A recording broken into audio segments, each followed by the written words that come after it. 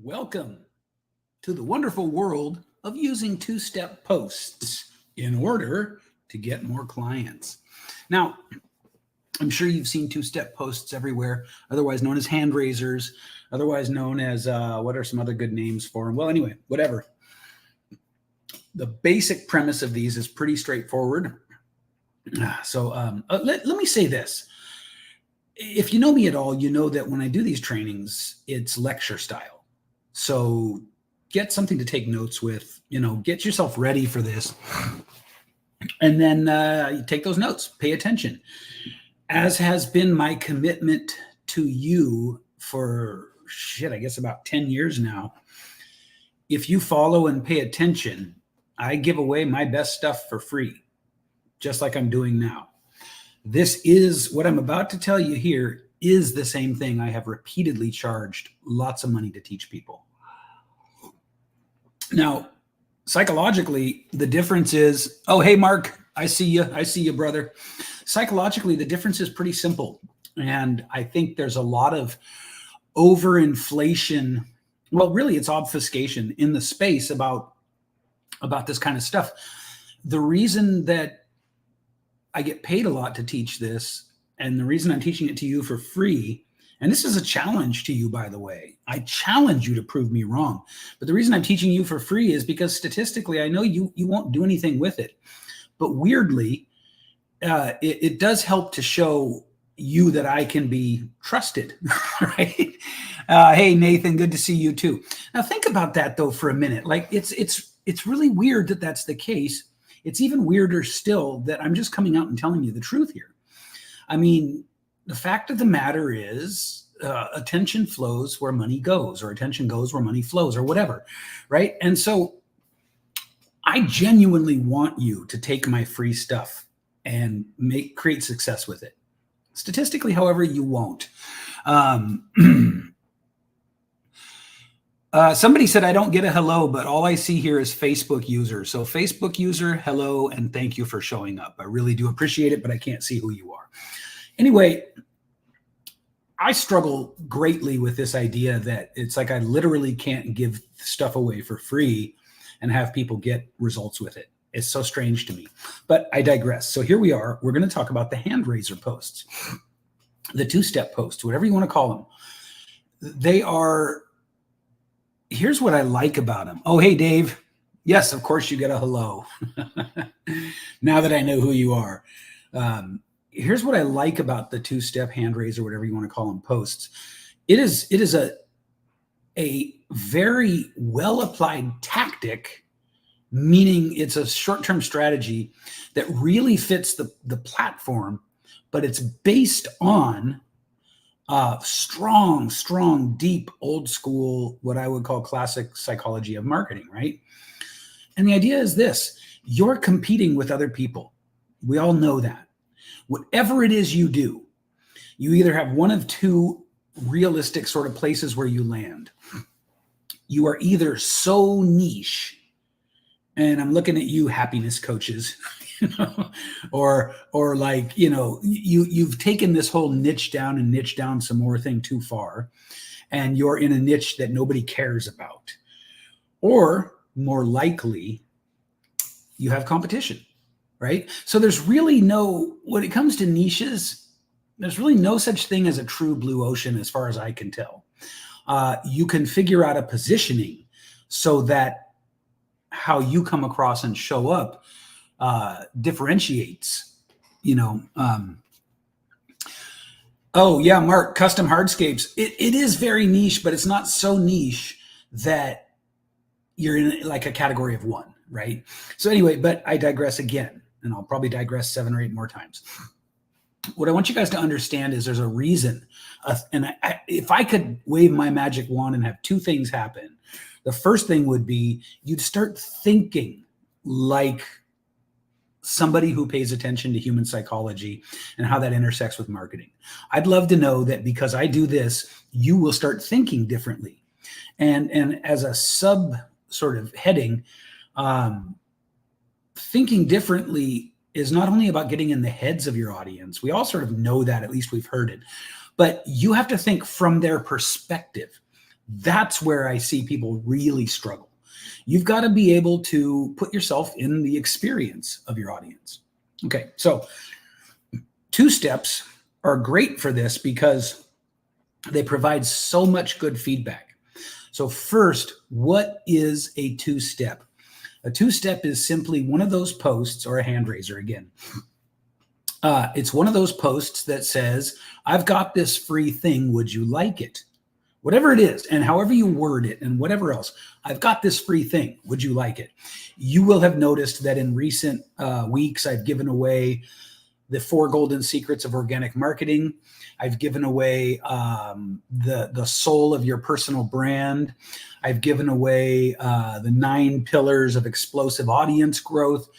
And I've given away a few other things. And so it may seem to you like I'm just giving away the store. And from one sort of narrow perspective, I am, but there's more happening here.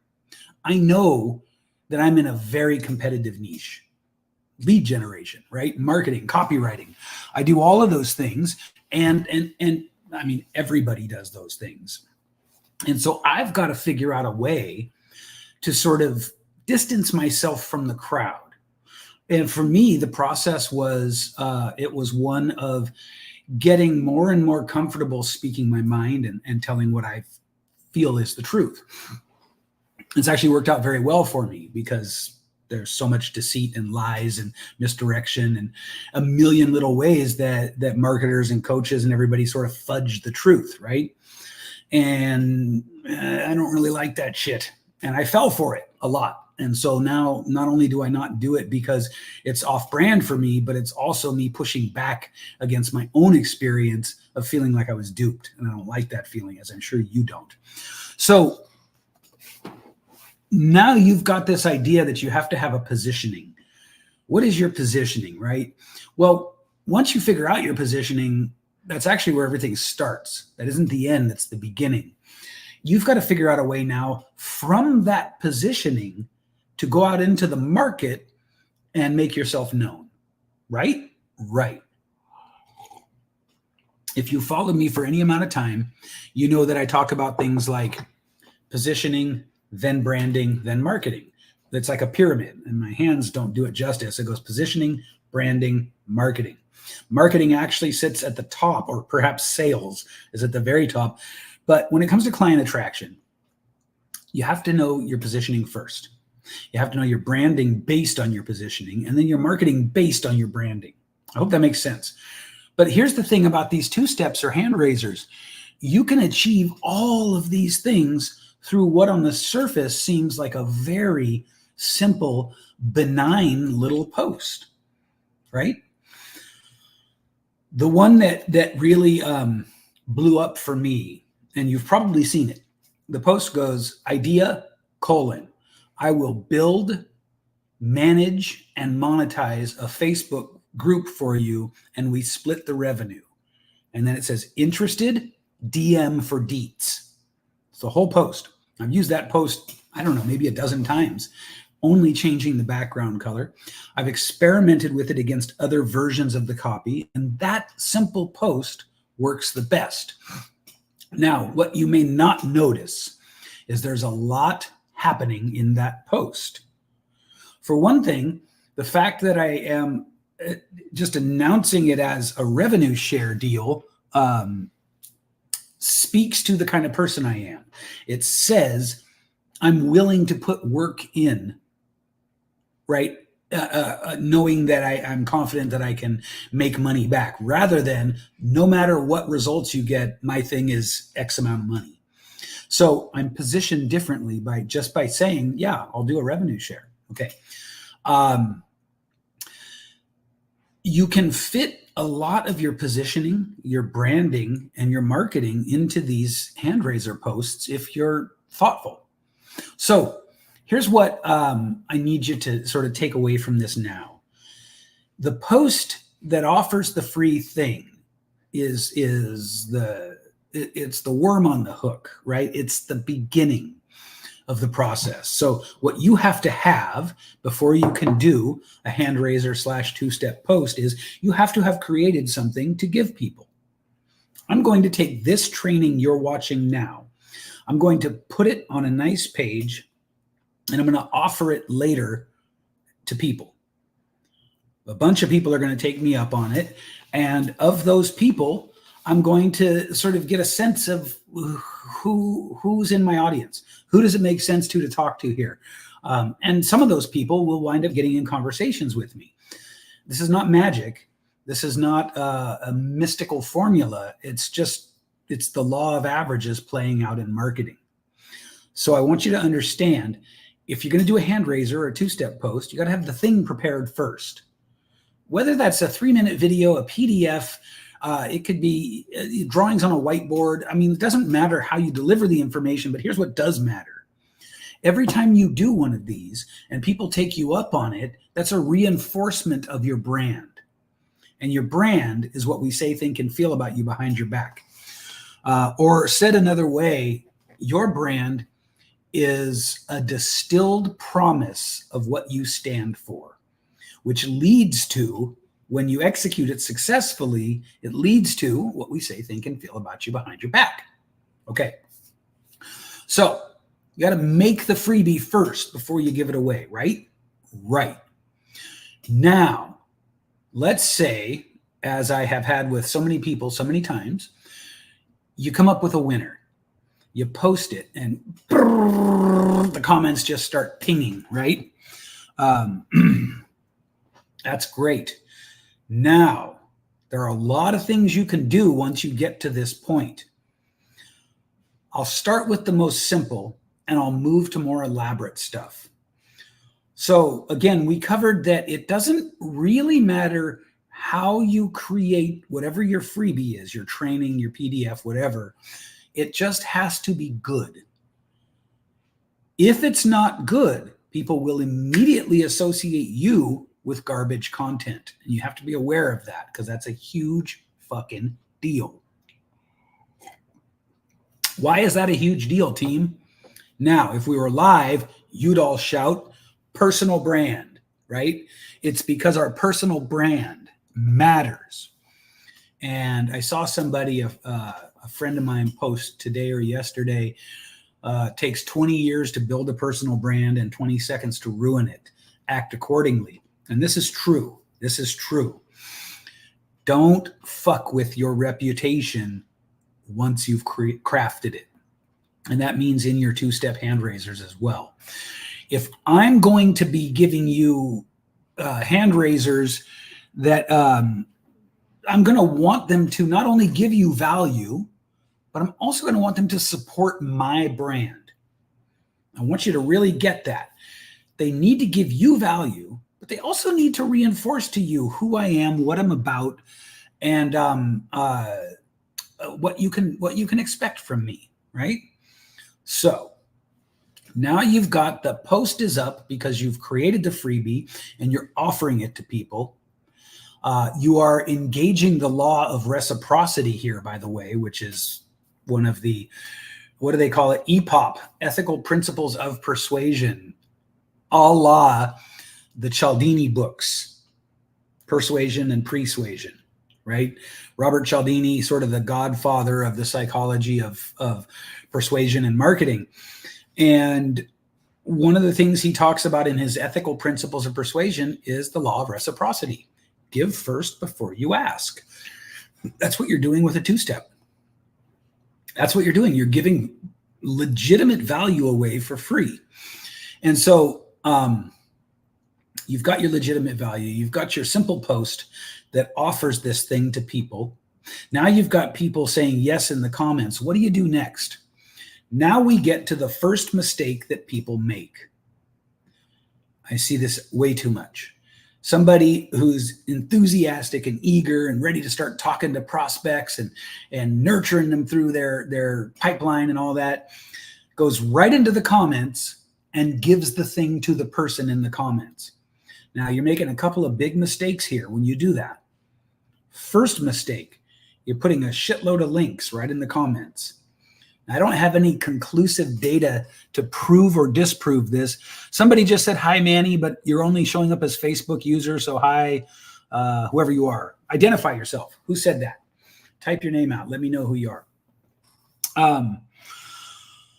Okay, so you don't want a bunch of links in the comments, right? Oh, hey, Robert. And I don't have data to prove this, but somebody asked, am I using StreamYard? Yes, I am. I don't have data to back this up, but I have like what I would call circumstantial data, right? Thank you, Nathan. I have circumstantial data in the sense that I watch closely. And I'm pretty sure the algorithm of Facebook does not like a bunch of links in comments. It's not as bad as trying to put a link in the post itself, but it is bad. You don't want, let's say you get 100 people raising their hand. You don't want 100 of the same link in the comments. That is, it's going to ruin your reach and be bad for you. So what do? Well, we want to actually tickle the algorithm rather than suppress the algorithm. So we go into each comment and we acknowledge the person in the comment. Now, how you acknowledge them can be anything you want. And what happens is people get into this sort of like, oh, it's so repetitive. There's so much work. I'm going to just copy and paste a message. Let me give you a perspective shift. Okay. If you think that sitting in comments and talking to people who are interested in what you have to offer is too much work, I think you know what's coming next. You're in the wrong fucking industry. Okay. You're in the wrong line of work. My hardest day doing this work is infinitely easier than the easiest day I ever had in construction. So let me just be crystal clear here. If you think that sitting in the comments and chatting with people is too much work, you need to be kicked in the head. All right. You need a perspective shift. You need what I call shakabuku. And that is a swift spiritual kick to the head that alters your perception forever. You need to wake the fuck up and realize that what you're calling too much work is sitting on your phone talking to people. You need to get a grip. Like, I don't even want to hear that. Don't bring that trash into my house because it ain't too much work. Not if one post even equals one sale and your sale is $3,000 or something, right? This is totally within low-end normal sort of rates for this kind of work, right? One post, an hour's worth of comments or less, and you make $3,000 and that's too much work for you. GTFO. Get out of here. Get out of my face with that. That's insane. You need to recalibrate and realize you live in 2024 and you have the privilege of reaching people all across the world with a stupid little Facebook post. So let's get our heads in the game, stop complaining about that shit, and be willing to put in the work. Okay? Great. Now that you're willing to put in the work and you've stopped complaining like a soft, tender little participation trophy baby, let's move to the next thing. Because the next thing, scary music please, requires a little more work of you. You have to ask every single person if it's okay to DM them, or can I slide into your messages, or whatever. You want to move the conversation with each individual person into Messenger.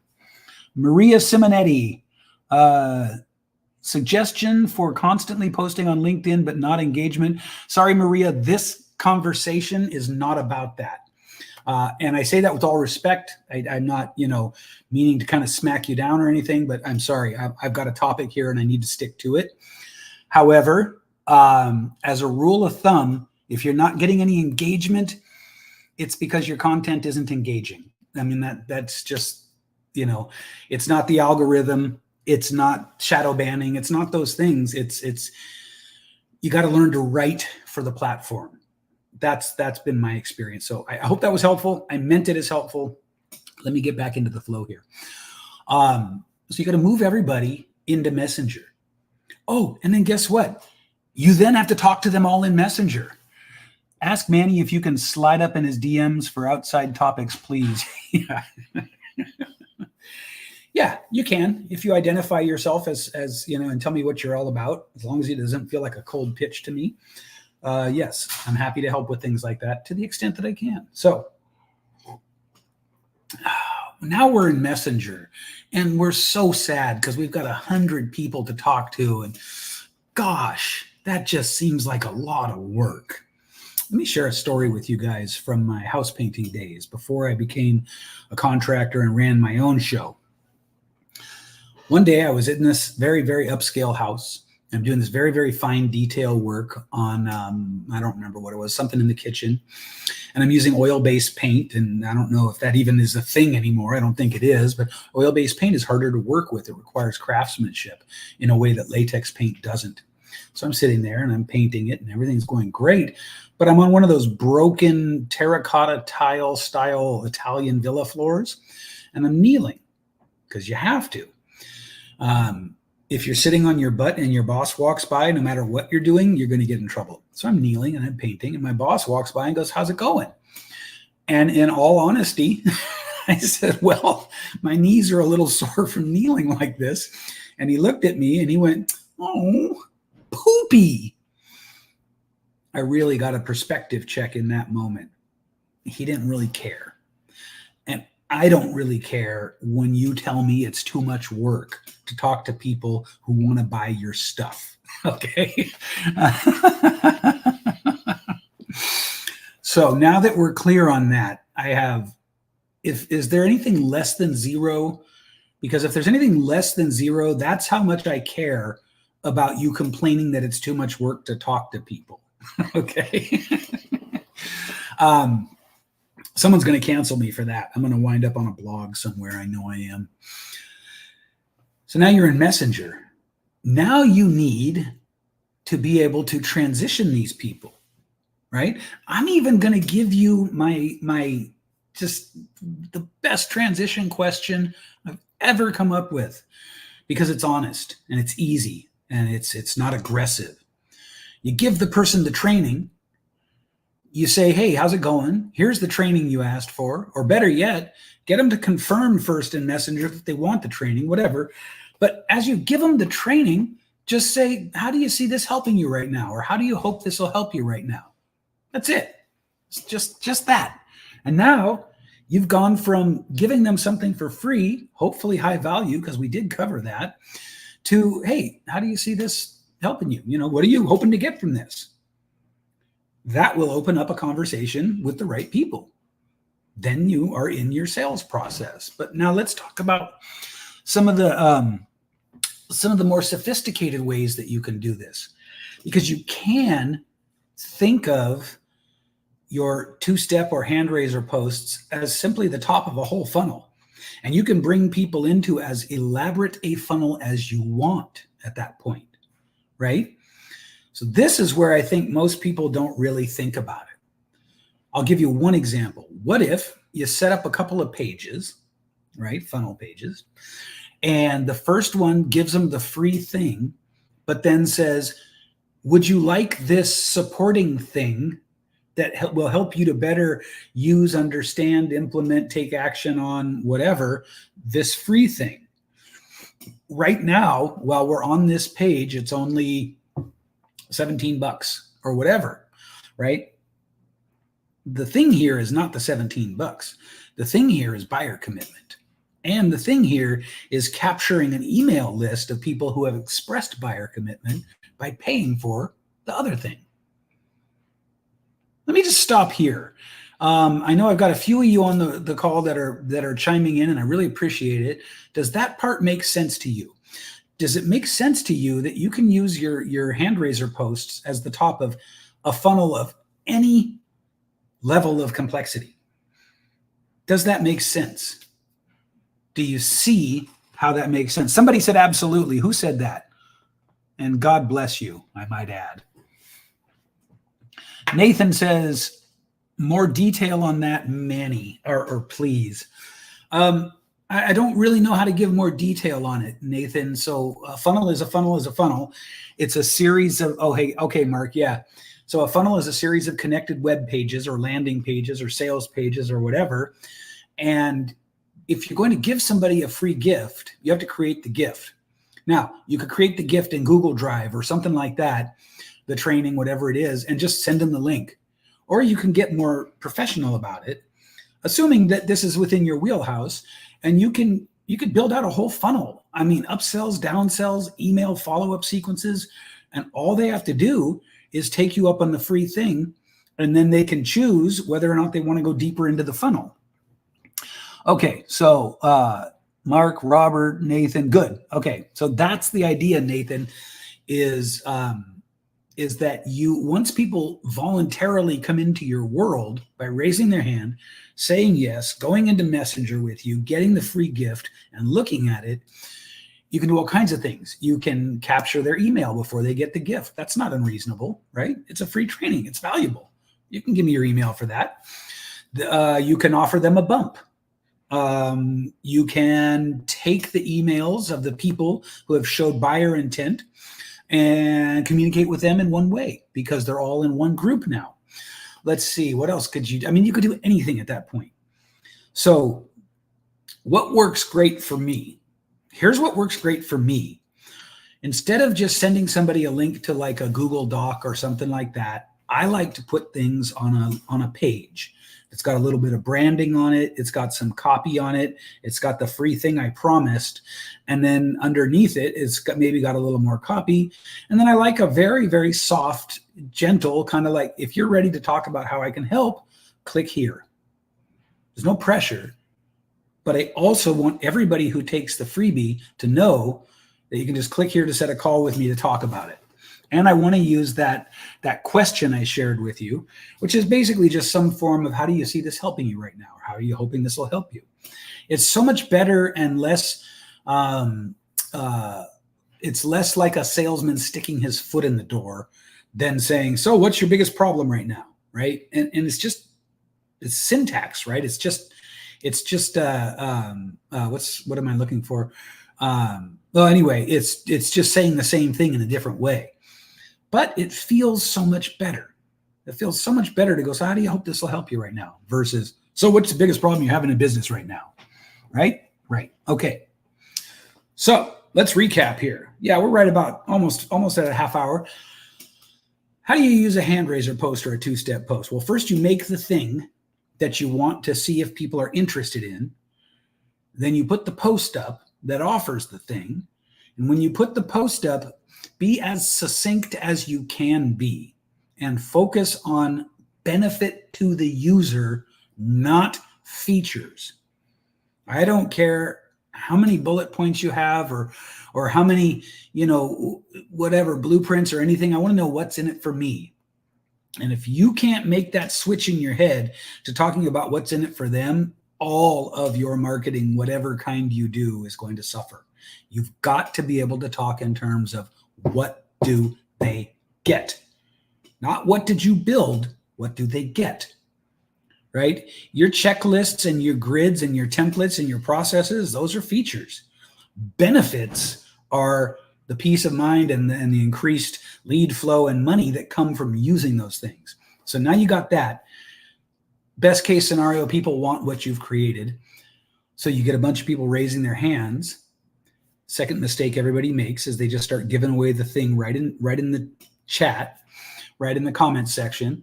What you want to do is acknowledge in the comment section, ask for permission to talk in Messenger, and move the serious ones over to Messenger. Then when you get in Messenger, just chat them up a little bit. Don't go straight to giving the thing away. It makes it feel like you're rushed. It makes it feel like it's not personal for you, right?